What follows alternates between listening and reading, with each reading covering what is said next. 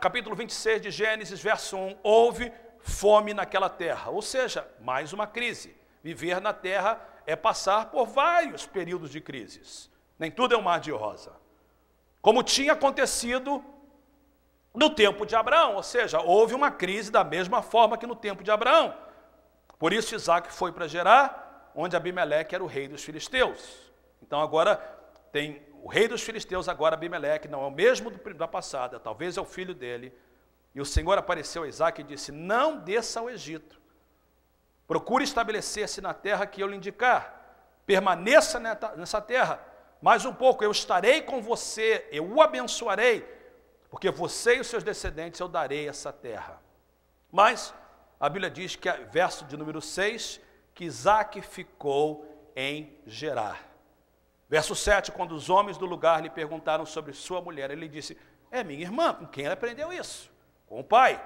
Teve medo de dizer que era mulher, pois pensou: os homens deste lugar podem matar-me por causa de Rebeca, por ela ser tão bonita. A história se repete. É interessante como é que nós podemos passar para os nossos filhos exemplos de coisas positivas, mas também podemos passar exemplos de coisas negativas. Os nossos filhos aprendem conosco. Se você vê uma criança muito rebelde, você vê uma criança que não submete à autoridade, você vê uma criança que não submete a ninguém, possivelmente ela aprendeu isso com alguém na sua casa. Isaac aprendeu nesse sentido com Abraão. E o final da história mesmo, ele mente a respeito da sua esposa, ele é desmascarado e ele sai envergonhado de Gerar. Com quem ele aprendeu isso? Com o seu pai. O exemplo de Abraão é muito claro para nós, que nós estamos vivendo numa época de fome novamente. E nós devemos, então, aprender de forma positiva nesse momento. Não com Abraão, mas com Jesus. Eu quero terminar essa mensagem trazendo algumas coisas práticas.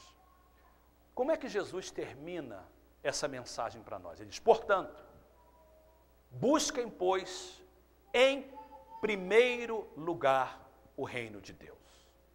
A primeira aplicação dessa mensagem que eu quero deixar com a gente é: faça Deus e sua obra as prioridades na sua vida. É muito interessante ver, e eu quero falar como pastor, no momento que você deveria mais buscar a Deus e mais trabalhar para Deus, algumas pessoas, elas abrem mão da obra de Deus. Pastor, não dá.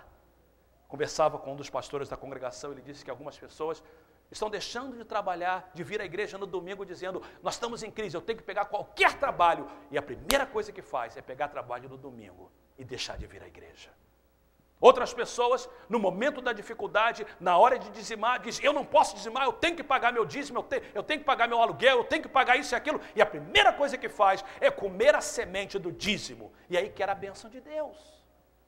Algumas pessoas que serviam a igreja como diáconos, como professores de escola dominical, que serviam a igreja no altar, que serviam a igreja no coral, que serviam a igreja fazendo vários trabalhos, mas quando a crise chega, a primeira coisa que faz é abandonar o serviço de Deus. É exatamente isso que Jesus disse, que nós não devemos fazer, mas primeiro buscar o reino de Deus e a sua justiça.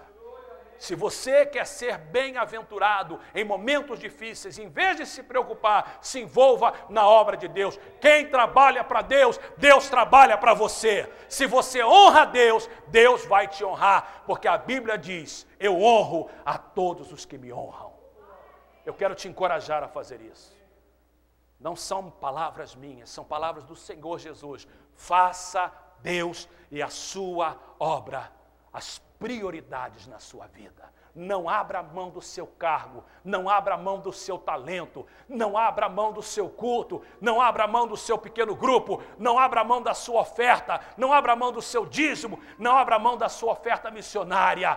Faça Deus primeiro lugar na sua vida. Quantos podem dizer amém? Número 2, creia que Deus suprirá todas, não algumas, mas todas as suas necessidades. Isso é a palavra de Deus. Não os nossos caprichos, não tudo que a gente quer, mas a promessa de Deus é: Deus vai suprir todas as nossas necessidades. Olha o que Jesus promete, ele diz, e todas essas coisas. Quais são coisas? Que essas coisas são? Vestimento, comida, bebida, casa para morar. O Senhor diz, se você me honrar, eu vou abençoar você. Todas as suas necessidades serão supridas. É promessa de Deus. Ele diz, buscar primeiro o reino de Deus. Todas essas coisas serão acrescentadas. Se no momento da dificuldade, em vez da gente se preocupar, a gente continuar semeando, continuar trabalhando para Deus, a promessa de Deus é que Ele vai suprir as nossas necessidades. Terceira coisa importante, se prepare para o futuro, mas não se preocupe com o futuro. A Bíblia diz que nós temos que fazer preparação, e nós ensinamos isso. Nós ensinamos de preparação futura, de ter um seguro de saúde, de ter um seguro de vida, de não deixar a responsabilidade de um futuro enterro para outras pessoas, de não deixar problemas, se acontecer uma eventualidade, você tem que voltar para o Brasil rapidamente, deixar que os outros paguem a sua passagem. Não, nós vamos nos preparar para o futuro, mas nós não vamos nos preocupar com o futuro. Uma coisa é se preparar, outra coisa é se preocupar. Jesus diz, portanto, não se preocupem com amanhã. Não se preocupar com amanhã significa, eu vou confiar que Deus vai prover para mim. Eu vou confiar que Deus vai nos abençoar. Quando a igreja está passando momentos de aperto e a gente tem que... O que nós temos que fazer? Nós temos que mudar um pouco, temos que cortar a hora de algumas pessoas, temos que cortar despesas, temos que fazer a nossa parte. Mas nós temos que saber que Deus vai cuidar de nós. Ele sempre cuidou, Ele sempre vai cuidar de nós. Por falar nisso, dia 15 veio, nós fizemos todos os pagamentos. E essa semana terminou e tudo foi pago para a honra e para a glória de Jesus. Como é que Deus cuida de nós? Eu fui ao Brasil algumas semanas atrás para trazer o dinheiro que nós tínhamos vendido aquele templo em Tuiutaba. E foi vendido o templo e foi colocado o dinheiro na minha conta no Brasil, porque a igreja lá não tinha uma conta no nome da igreja. Nós não temos uma conta, Mensagem de Paz no Brasil. Então, aqueles 3 dias que eu fui ao Brasil, eu fui para fazer o meu imposto de renda pessoal com o documento de venda da igreja, com o contrato social, com os estatutos da igreja, mostrando que aquele dinheiro pertencia à igreja e pedindo para que fosse transferido para a conta da nossa igreja aqui. Eu fui, assinei todos os documentos, e você sabe como é que as coisas são no Brasil, as coisas demoram, e eu voltei, eles pediam mais documentos, eu fui mandando documentos, e as coisas estavam presas, e foi segunda-feira, quando eu estava preocupado, terça-feira Deus falou comigo, sexta-feira eu recebo um e-mail do Unibanco no Brasil dizendo, foi tudo aprovado, o dinheiro estará na conta nessa semana. Coincidência? Não, providência de Deus. Então, o dinheiro que veio foi o que nós precisávamos essa semana para cumprir todas as coisas que precisávamos, para pagar as coisas da obra. Deus cuida da gente. A gente faz a nossa preparação, a gente faz o nosso trabalho, mas Deus cuida de nós. Então Jesus diz, se prepare para o futuro, mas não se preocupe com o futuro. Jesus também diz para nós, reconheça que não temos controle do futuro.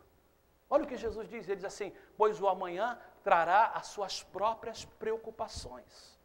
Ou seja, não adianta ficar preocupando com o futuro, porque você nem sabe se a preocupação de amanhã será a mesma de hoje.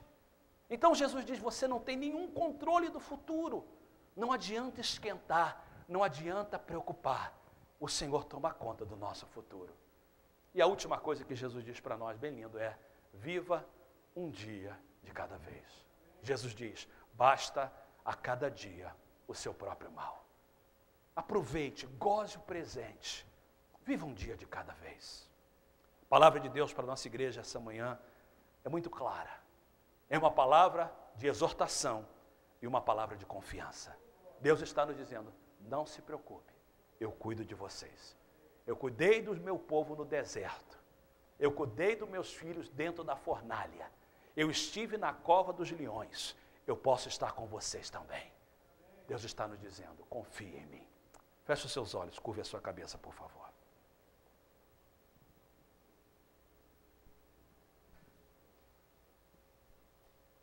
Pai querido,